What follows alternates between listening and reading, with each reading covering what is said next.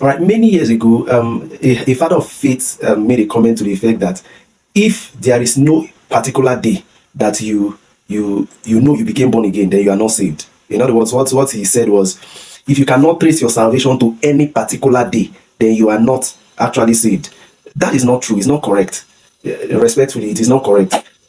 Salvation is a function of belief in the gospel. All right, belief in the gospel. But then belief might be a process. Salvation is spontaneous. However, the spontaneity of salvation is upon the crystallization of belief. But then belief could be a process from the first hearing of the gospel. Over time, salvation then happens at the point of the crystallization of that belief into a core.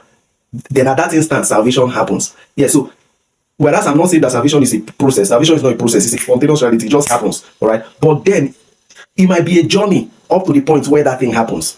So it is at the point of the crystallization of belief in all you've been hearing about the gospel, about scriptures. At the point it crystallizes into a belief, that's when salvation happens. But then that may be a journey for some people. For some people, it may be years. For some people, maybe the very first time they hear the word of God or the gospel, just at that instant. But for some people, it may take them time. They may contemplate. Remember that governor that Apostle Paul had the opportunity to share the gospel with, right? The governor said, "I would like to hear you again."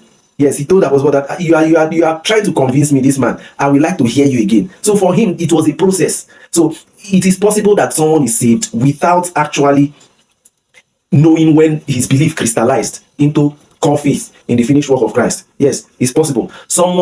God could have been working on the mind of someone onto the point where it crystallized into belief without him knowing naturally. But all he sees is that, okay, he now believes the gospel, but he might not know exactly when it crystallized into core faith in the finished work of Christ. So it is possible to be saved without knowing when you are saved. It's not like the physical birth where everybody has a definite birth date.